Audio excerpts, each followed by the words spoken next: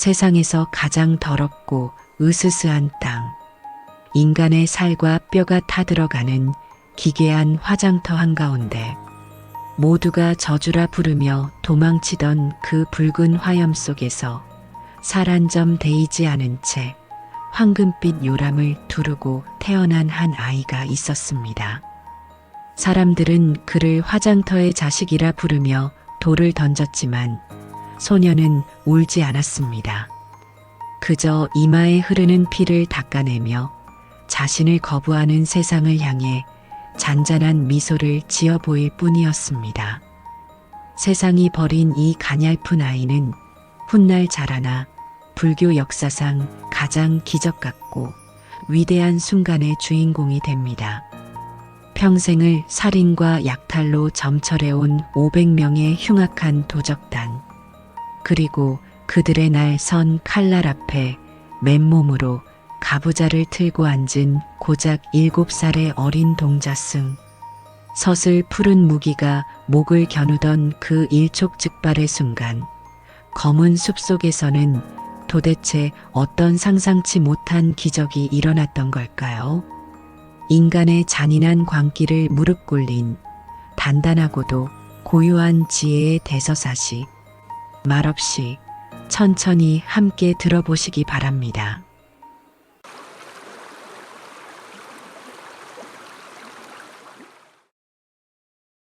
인간의 생과 사가 가장 적나라하게 교차하는 곳. 붉은 흙먼지가 날리는 옛 인도의 한 변방에는 거대한 화장터가 있었습니다. 그곳은 살아있는 자들이 가장 가기 꺼려하는 저주의 땅이자 죽은 자들이 마지막으로 한 줌의 재가 되어 흩어지는 허무의 종착지였습니다. 어느 궂은 비가 내리던 날밤, 그 화장터의 밤하늘은 유독 기괴한 핏빛으로 물들어 있었습니다. 평생을 시체 썩는 냄새와 타오르는 장작 연기 속에서 살아온 늙은 화장꾼은 빛 속에서도 꺼지지 않는 거대한 모닥불을 바라보며 연신 마른 침을 삼켰습니다. 불길 속에서 타들어가고 있는 것은 큰 죄를 지고 처형당한 한 만삭 여인의 시신이었습니다. 에이 몹쓸 것, 죽어서까지 이 험한 날씨에 불길을 붙이게 만들다니. 화장꾼이 투덜거리며 커다란 장작을 불길 속으로 더 밀어 넣었을 때였습니다. 쿵쾅거리는 거친 천둥 소리와 함께 장대비가 쏟아지기 시작했고 불길은 기름을 부은 듯 오히려 더 사납게 치솟았습니다. 시신의 살이 타들어가며 나는 매캐한 연기가 사방을 덮쳤습니다. 바로 그 순간이었습니다. 천둥 소리 사이로 도저히 믿을 수 없는 소리가 화장꾼의 귀를 찔렀습니다. 그것은 가냘프지만 너무나 명징한 갓 태어난 아기의 울음소리였습니다. 화장꾼은 자신이 마침내 미쳐버린 줄 알았습니다. 시체를 태우는 불덩이 한가운데서 아기의 울음소리가 들리다니 그는 공포에 질려 뒷걸음질 쳤지만 소리는 점점 더 또렷해졌습니다. 무언가에 홀린 듯 그가 타오르는 장작더미 틈새로 시선을 던졌을 때 그의 눈동자가 터질 듯이 커졌습니다. 여인의 몸은 이미 숯검댕이가 되어 부서져 가고 있었지만 그 갈라진 복 중에서 믿을 수 없는 광경이 펼쳐지고 있었습니다. 황금빛으로 빛나는 자그마한 생명체, 갓 태어난 아기가 붉은 화염을 마치 포근한 요람처럼 두른 채 상처 하나 없이 온전하게 누워 있었던 것입니다. 일반적인 아기들처럼 자지러지게 우는 울음이 아니었습니다. 아기는 그 뜨거운 불길 속에서도 눈을 초롱초롱하게 뜬 채 마치 세상의 모든 이치를 다 안다는 듯 평온한 소리를 내고 있었습니다. 귀신이다. 불귀신의 자식이다. 화장꾼은 쟁기를 내팽개치고 마을을 향해 비명을 지르며 달아났습니다. 다음 날 아침 폭우가 그치고 연기가 잦아들었을 때 호기심과 두려움에 가득 찬 마을 사람들이 때를 지어 화장터로 몰려왔습니다. 잿더미가 된 그곳의 중심에는 정말로 거짓말처럼 살 한 점 데이지 않은 갓난아기가 보란 듯이 숨을 쉬고 있었습니다. 사람들은 차마 그 고결하면서도 기이한 아이를 죽이지 못했습니다. 대신 화장터 장작더미 속에서 살아남은 아이라는 뜻을 담아 아이에게 상기자라는 이름을 붙여주었습니다. 그러나 기적 같은 탄생의 대가는 가혹했습니다. 마을 사람들은 상기자에게 젖을 물리고 음식을 나누어 주면서도 결코 가까이 두려 하지 않았습니다. 그들에게 상기자는 죽은 시체가 낳은 불길한 아이이자 화장터의 저주 그 자체였기 때문입니다. 저 아이와 눈을 마주치지 말아라. 재수가 없으려니 어미의 살이 타는 불길 속에서 살아남았다지 필시 보통 요물이 아닐게야. 아이들이 돌을 던지면 상기자는 그 돌을 피하지 않고 가만히 맞았습니다.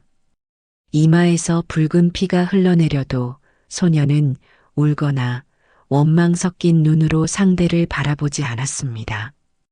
그저 묵묵히 핏방울을 닦아내고는 자신을 거부하는 세상을 향해 잔잔한 미소를 지어 보일 뿐이었습니다. 소년에게는 동년배의 아이들에게서 볼 수 없는 기묘한 버릇이 있었습니다. 상기자는 하루의 대부분을 자신이 태어난 그 황량한 화장터 바위에 앉아 보냈습니다. 다른 아이들이 들판에서 공을 차고 뛰어놀 때 7살의 상기자는 바람에 날려가는 인간의 뼈가루를 보았습니다.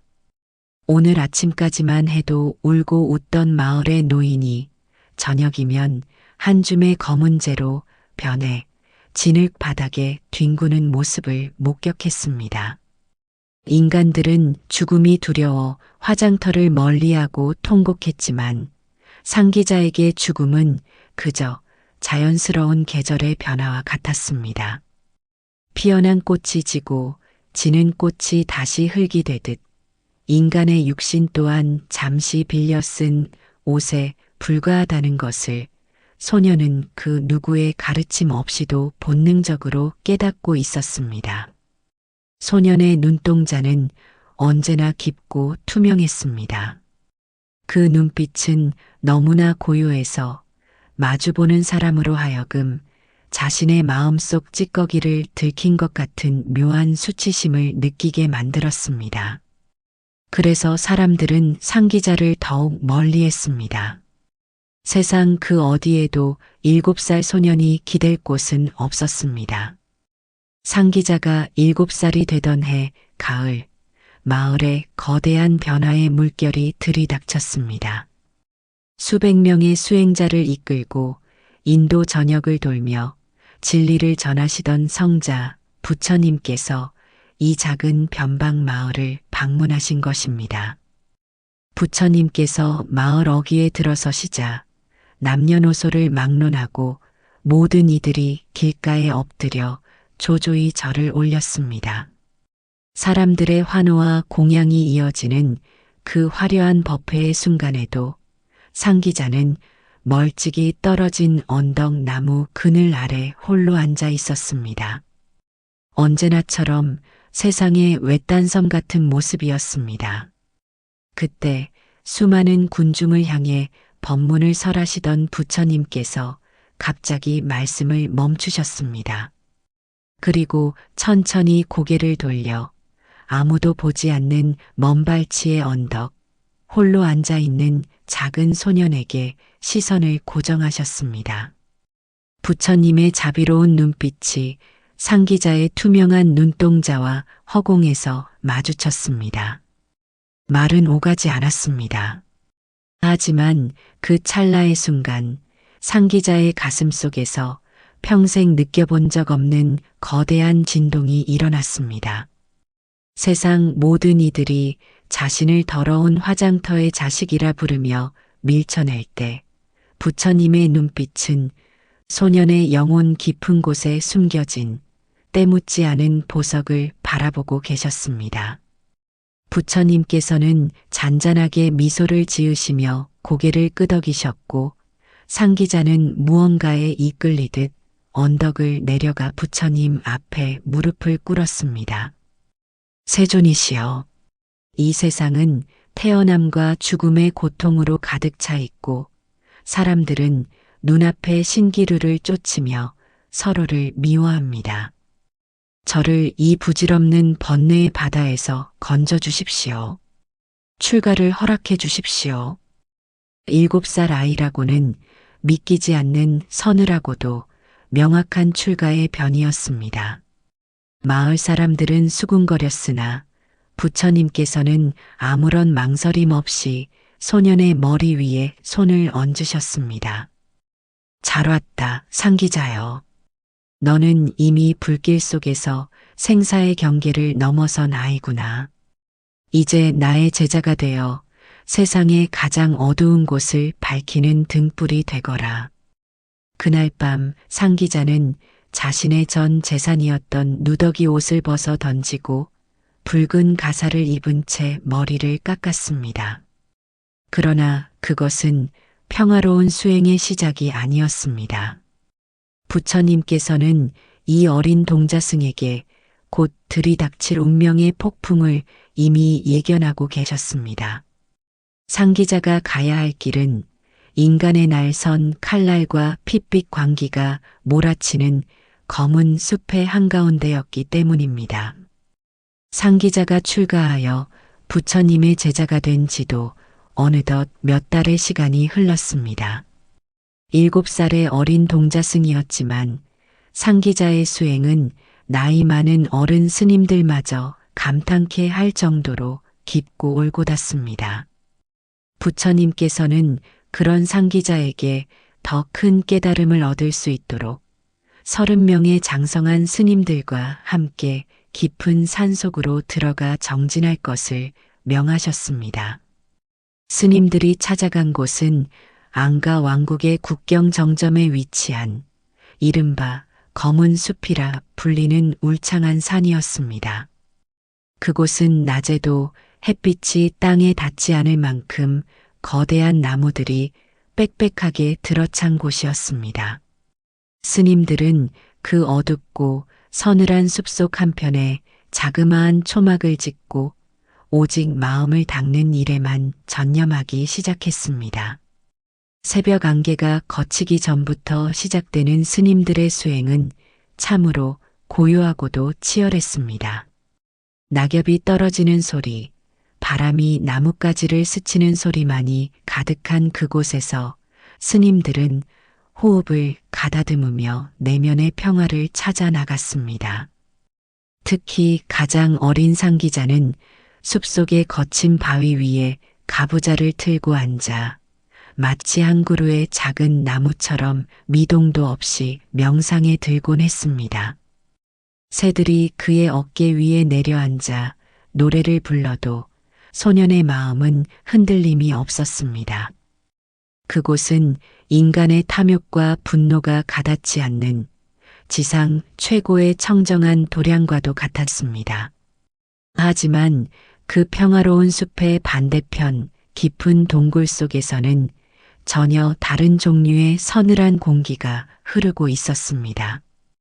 그곳은 온 인도를 공포에 떨게 만들었던 잔인무도한 무리, 삼적 도적단의 근거지였습니다. 그들의 세력은 자그마치 500명에 달했습니다. 낮에는 지나가는 상인들을 습격하여 피비린내 나는 약탈을 일삼고 밤에는 빼앗은 술과 고기를 뜯으며 광기의 잔치를 벌이는 악인들이었습니다. 그리고 그 500명의 흉악범들을 단 하나의 눈빛으로 지배하는 자가 있었으니 바로 도적단의 두목이었습니다. 그는 산만한 덩치에 호랑이 같은 눈을 가진 거구의 사내였습니다. 그의 손에 쥐어진 대도에는 그동안 그가 베어 넘긴 수많은 사람의 원혼이 깃든 듯 시퍼런 건강이 감돌았습니다. 무소불위의 권력을 쥐고 500명의 부하를 거느린 그였지만 두목에게는 아무에게도 말하지 못한 치명적인 비밀이 하나 있었습니다. 그는 밤이 되는 것을 극도로 두려워했습니다. 평생 수많은 사람을 죽이고 피를 흘려온 대가였을까요? 두목은 매일 밤 눈을 감을 때마다 자신이 죽인 자들이 온몸이 피투성이가 된 채 나타나 목을 죄어오는 극심한 악몽, 즉 가위에 시달리고 있었습니다. 그날 밤도 두목은 식은 땀을 흘리며 거친 비명과 함께 잠에서 깨어났습니다.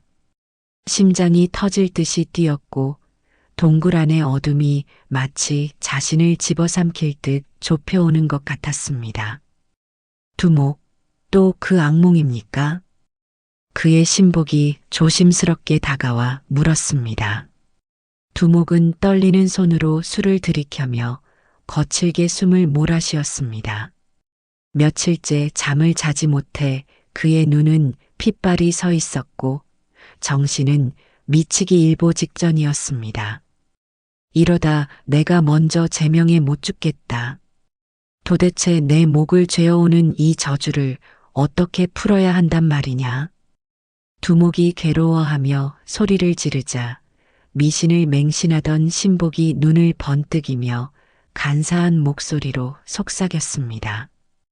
두목, 마침 내일이 이 산을 지키는 흉포한 산신에게 제사를 지내는 날입니다. 이번 기회에 아주 특별한 제물을 바쳐 산신을 달래면 그 지독한 악몽도 깨끗이 사라질 것입니다. 두목은 핏발선 눈으로 신복을 바라보았습니다. 특별한 제물?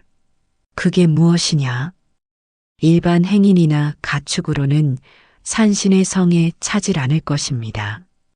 듣자 하니 이 검은 숲 서편에 웬 중놈들 30여 명이 들어와 숨어 지낸다고 합니다. 평생 욕망을 멀리하고 몸을 깨끗이 한 스님의 목을 베어 그 피를 제단에 바치신다면 산신의 분노가 풀리고 두목께서도 마침내 단잠을 이루실 수 있을 것입니다. 스님의 피를 바쳐라. 그 잔인하고도 기괴한 제안에 두목의 얼굴에 잔인한 미소가 떠올랐습니다. 며칠 동안 이어진 불면증과 광기는 이미 그의 이성을 마비시킨 지 오래였습니다. 좋다. 중놈 한 놈의 목숨으로 내 잠자리가 평온해질 수 있다면 100놈이라도 못 빼겠느냐. 당장 부하들을 소집해라. 내일 새벽 그 스님들의 목을 베러 간다. 500명의 도적 무리가 거친 함성을 지르며 칼과 도끼를 갈기 시작했습니다. 쇳소리가 동굴 가득 울려 퍼지며 검은 숲의 밤을 무겁게 짓눌렀습니다. 고요히 자연의 순리대로 흘러가던 수행처를 향해 500명의 악인이 품은 거대한 핏빛 파도가 시시각각 다가오고 있었던 것입니다. 하지만 이 모든 일촉즉발의 위기 속에서도 7살 상기자 동자승의 눈은 여전히 숲의 어둠을 맑게 비추고 있었습니다. 어둠이 채 가시지 않은 이른 새벽 검은 숲의 수행처는 평소와 다름없이 고요한 정적에 쌓여 있었습니다.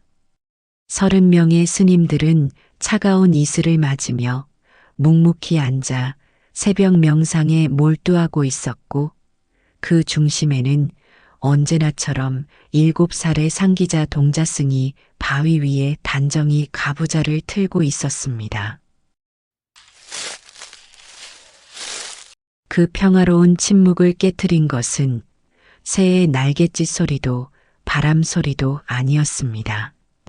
숲의 사방에서 사나운 짐승들이 몰려오는 듯한 거칠고 불길한 발걸음 소리였습니다. 스님들이 이상함을 감지하고 천천히 눈을 떴을 때 그들의 눈앞에는 믿을 수 없는 광경이 펼쳐지고 있었습니다. 서슬 푸른 칼과 날카로운 도끼를 든 사내들이 숲의 사방을 빽빽하게 에워싸고 있었던 것입니다. 그 기세가 마치 굶주린 늑대떼와 같았으니 바로 500명의 삼적 도적단이었습니다. 쥐새끼들처럼 요리조리 잘도 숨어 있었구나. 500명의 부하들을 갈라놓으며 호랑이 가죽을 어깨에 걸친 도적 두목이 묵직한 대도를 끌며 앞으로 걸어 나왔습니다. 며칠째 잠을 자지 못해 시뻘겋게 충혈된 그의 눈에는 광기와 살기가 가득 차 있었습니다. 수행처를 지키던 장성한 스님들과 오랜 세월 법을 닦아온 노승들은 갑작스러운 습격에도 동요하지 않고 차분하게 가사를 여미며 두목을 바라보았습니다. 스님들 중 가장 법나이가 많고 덕이 높은 노승이 온화하지만 묵직한 목소리로 물었습니다. 이 청정한 수행처에 이토록 날카로운 무기를 들고 찾아오신 이유가 무엇입니까? 우리에게서 빼앗을 재물은 단 한 푼도 없습니다. 두목은 콧방귀를 끼며 대도를 바위에 쾅 하고 내리찍었습니다. 불꽃이 튀며 서늘한 쇳소리가 숲을 울렸습니다. 재물 따윈 필요 없다. 오늘 우리는 산신께 바칠 가장 깨끗한 재물을 찾으러 왔다. 너희 중 단 한 놈의 목숨만 있으면 된다. 너희들이 자비로운 부처님의 제자라지? 그렇다면 동료들을 위해 기꺼이 목숨을 바칠 대단한 놈이 누구냐? 어서 한 놈이 앞으로 걸어 나와라. 그렇지 않으면 이 자리에 있는 30명의 목을 전부 베어버리겠다. 산신에게 바칠 인신 공양의 제물이 되라는 청천벽력 같은 요구였습니다. 거친 도적들의 으름장 앞에서도 스님들의 눈빛은 흔들리지 않았습니다. 오히려 그들의 마음속에는 깊은 자비심과 동료를 향한 숭고한 우애가 피어올랐습니다. 가장 먼저 앞으로 걸어 나온 것은 수행을 오래 하신 스님들이었습니다. 제가 가겠습니다. 저 포악한 무리의 손에 도반들의 피를 묻힐 수는 없습니다. 내 육신을 바쳐 모두를 살릴 수 있다면 기꺼이 그리하겠습니다. 그러자 옆에 있던 다른 스님들이 그 앞을 가로막으며 나섰습니다. 아닙니다. 스님은 아직 하실 일이 많으십니다. 마땅히 법나이가 많고 쓰임이 다한 이 늙은 몸이 재단으로 가야 합니다. 스님들은 서로 자신의 목숨을 바치겠다며 앞을 다투었습니다. 죽음의 공포 앞에서 도망치기는커녕 서로를 위해 먼저 죽겠다고 나서는 스님들의 숭고한 모습에 오히려 도적 무리가 당황하기 시작했습니다. 평생 욕심과 이기심으로만 살아온 그들로서는 도저히 이해할 수 없는 광경이었기 때문입니다. 두목의 눈썹이 꿈틀거렸습니다. 며칠 밤을 괴롭힌 불면증 탓에 신경이 극도로 날카로워져 있던 그는 스님들의 이 고결한 태도가 자신을 기만하는 것처럼 느껴져 화가 머리 끝까지 치밀어 올랐습니다. 이놈들이 지금 누구 앞에서 말장난을 하느냐. 서로 죽겠다고 난리를 치니 내 친히 손을 써서 전부. 두목이 격분하여 칼을 치켜들고 스님들을 내리치려던 바로 그 일촉즉발의 순간이었습니다. 멈추십시오. 스님들의 등 뒤에서 얼어붙은 공기를 깨뜨리는 지극히 작고 맑은 목소리가 울려 퍼졌습니다. 너무나 청아해서 마치 맑은 하늘에 울리는 음방울 소리 같았습니다. 500명의 도적들과 30명의 스님들의 시선이 일제히 한 곳으로 향했습니다. 스님들의 가사 사이로 이제 겨우 7살 된 자그마한 상기자 동자승이 한 걸음 한 걸음 걸어 나오고 있었습니다. 소년의 얼굴에는 두려움의 그늘이라곤 찾아볼 수 없었으며 오직 깊고 푸른 호수와 같은 평온함만이 가득했습니다. 상기자는 자신을 만류하려는 노승들의 옷자락을 부드럽게 사양하며 도적 두목의 거대한 덩치 앞으로 당당하게 다가갔습니다. 스님들, 걱정하지 마십시오. 부처님께서는 제가 오늘 이곳에서 해야 할 일이 무엇인지 이미 알고 계셨고, 저 또한 준비가 되었습니다. 당신이 찾는 재물은 바로 저입니다. 저를 데려가십시오. 키가 두목의 허리춤에도 닿지 않는 작은 아이가 500명의 살인귀들 앞에서 눈 하나 깜짝하지 않고 자신을 제물로 바치겠다고 선언한 것입니다. 숲속에는 기묘한 정적이 흘렀고 도적 두목은 생전 처음 느껴보는 기이한 전율에 압도당해 멍하니 소년을 바라볼 뿐이었습니다. 횃불이 시뻘건 불을 뿜으며 넘실거리는 도적단의 비밀 소굴은 기괴한 열기로 가득 차 있었습니다. 동굴 한가운데에는 거대하고 거친 돌 제단이 놓여 있었고 그 주위를 500명의 도적들이 살기 어린 눈빛으로 둘러싸고 있었습니다. 제단 위에는 7살의 상기자 동자승이 홀로 앉아 있었습니다. 차가운 돌바닥 위에서 소년은 조용히 눈을 감고 평소 사원에서 하던 대로 단정하게 가부좌를 틀었습니다. 들숨과 날숨을 들이쉬는 소년의 여린 어깨는 조금의 떨림도 없었습니다. 죽음을 코앞에 둔 아이라기보다는 마치 고요한 방 안에서 깊은 잠에 든 것처럼 평온해 보였습니다. 저 어린 놈이 겁이 상실했구나. 죽음이 무엇인지도 모르는 게지. 오늘 밤이면 두목의 악몽도 끝이 나겠군. 도적들이 비열한 웃음소리를 내며 분위기를 돋우었습니다. 마침내 무거운 침묵을 깨고 도적 두목이 제단 앞으로 걸어 나왔습니다. 며칠째 잠을 자지 못해 피로와 광기로 물든 그의 얼굴은 흡사 악기와도 같았습니다. 그는 천천히 서슬 푸른 대도를 뽑아들었습니다. 꼬맹이야, 나를 원망하지 마라. 내 밤을 괴롭히는 저주를 풀기 위해서는 내 놈의 깨끗한 피가 필요할 뿐이다. 두목이 칼을 높이 쳐들었습니다. 동굴벽에 비친 그의 그림자가 거대하게 일렁였습니다. 지켜보던 도적들이 침을 삼키며 숨을 죽인 바로 그 순간 두목은 온 힘을 실어 상기자의 가냘픈 목덜미를 향해 칼을 내리쳤습니다. 날카로운 파공음이 동굴을 갈랐습니다. 칼날이 소년의 살결에 닿기 직전 상기자는 마음속으로 오직 부처님의 자비로운 미소만을 떠올렸습니다.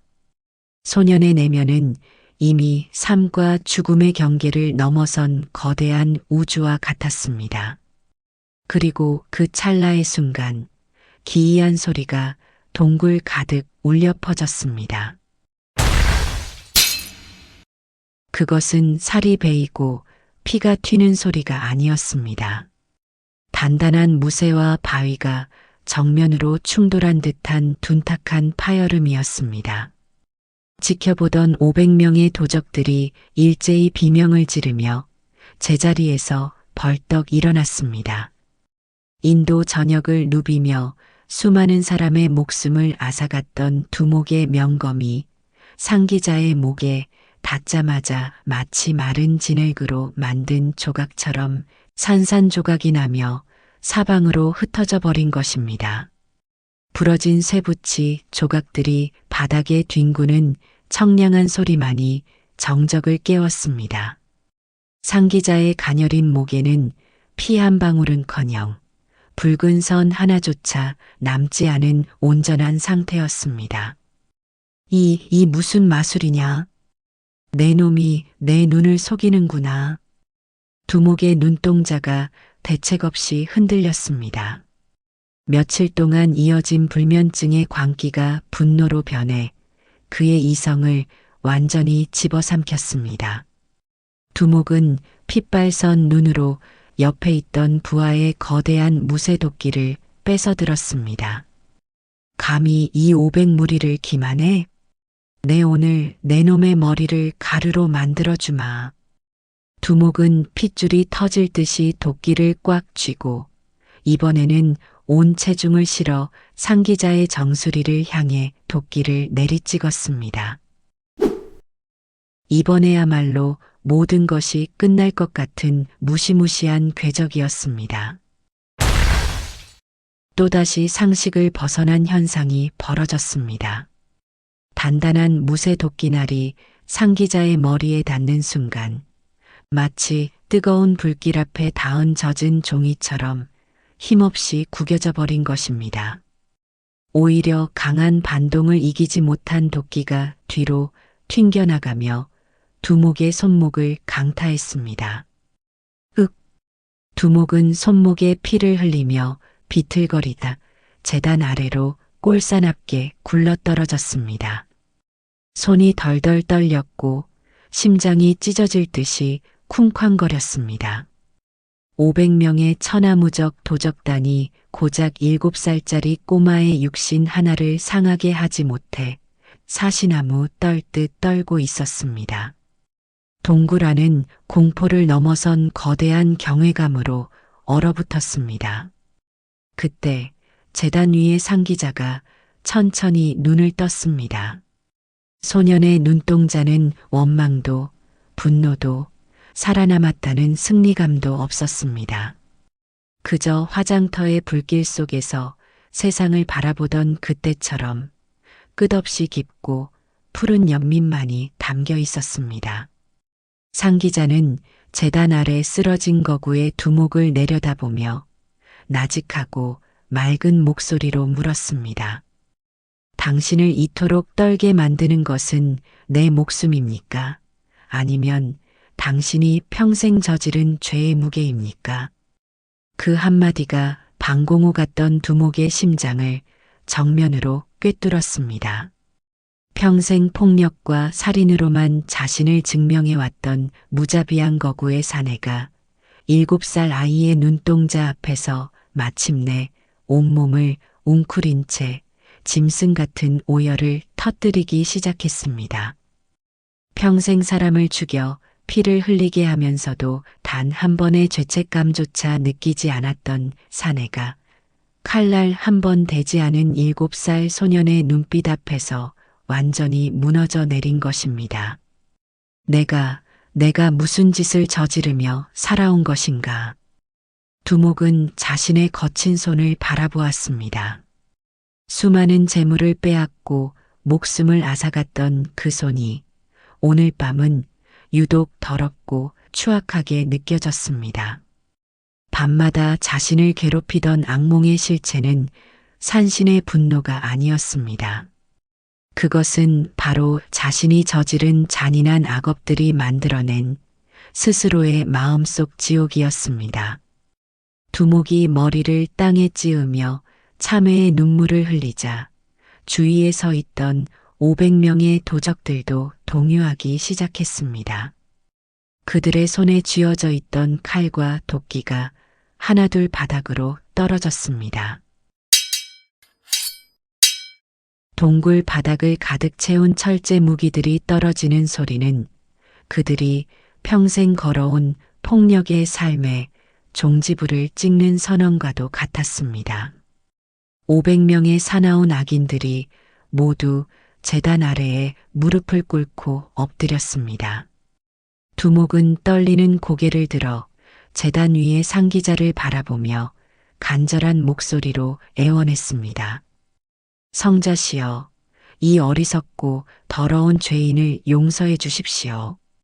평생의 죄업에 짓눌려 지옥으로 떨어질 우리를 구원해 줄 분은 오직 당신뿐입니다. 제발 우리를 제자로 받아주십시오. 상기자는 천천히 제단에서 내려와 두목의 피 묻은 손을 부드럽게 감싸 쥐었습니다. 소년의 손길은 따스한 햇살처럼 포근했습니다. 칼을 버린 손에는 새로운 법을 쥘 수 있는 법입니다.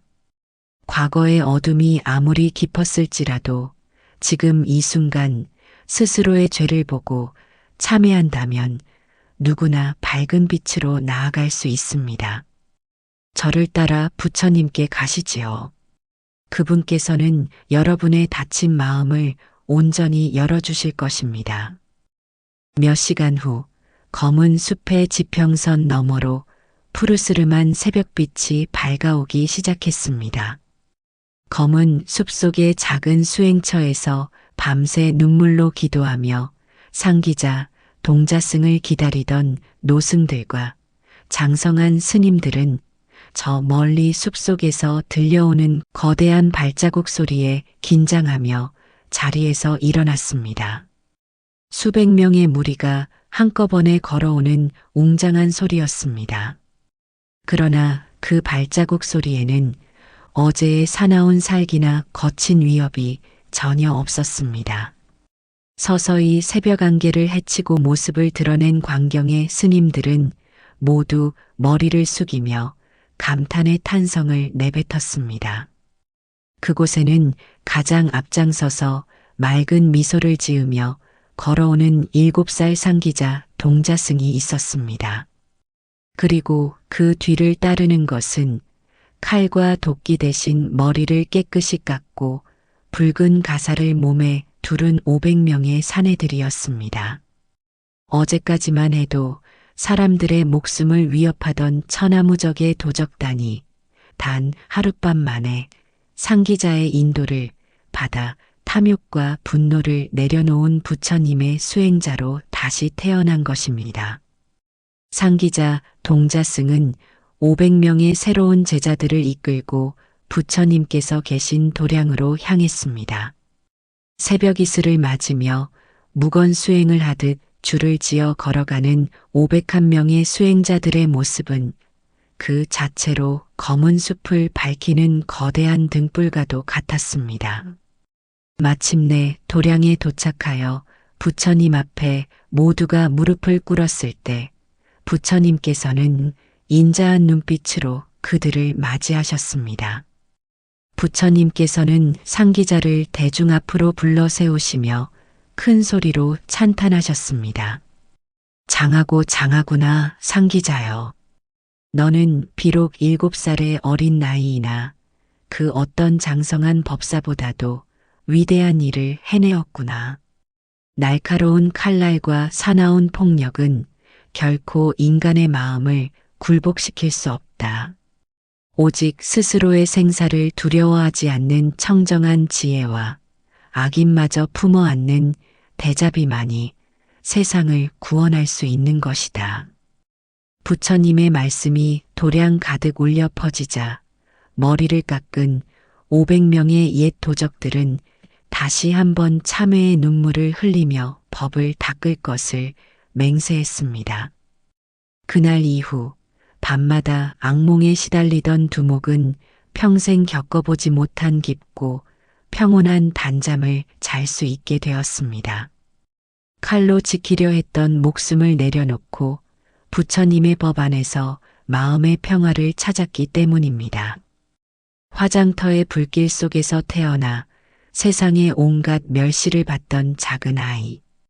그러나 그 어떤 칼날보다도 단단하고 호수보다 고요했던 7살 상기자 동자승은 그렇게 500명의 악인을 위대한 구원의 길로 이끌며 불교 역사상 가장 경이롭고 숭고한 기적의 주인공으로 영원히 기억되었습니다. 7살 상기자 동자승이 500명의 도적을 이끌고 새벽 안개를 헤치며 도량으로 돌아오던 그날, 부처님께서는 미소 지으시며 대중들에게 이렇게 말씀하셨습니다.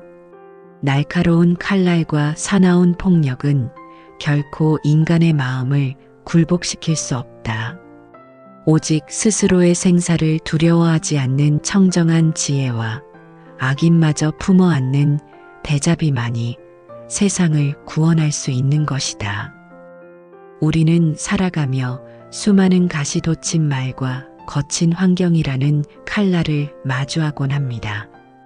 그때마다 우리는 분노로 맞서거나 혹은 두려움에 도망치며 마음속 지옥을 만들어내지는 않았습니까? 평생 밤마다 악몽에 시달리던 도적 두목이 칼을 내려놓고서야 비로소 평온한 단잠을 얻었듯 우리를 옥죄는 고통의 실체는 외부의 적이 아니라 우리 마음속의 도살인 탐욕과 집착일지도 모릅니다. 화장터의 거친 불길 속에서도 도적들의 날카로운 도끼날 앞에서도 끝내 흔들리지 않았던 상기자 동자승의 그 고요한 마음처럼 오늘 여러분의 마음에도 세상의 그 어떤 풍파도 깨뜨릴 수 없는 단단한 평화가 깃들기를 진심으로 발언합니다. 다음 이야기에서도 부처님의 지혜를 함께 나누겠습니다. 나무 아미타불.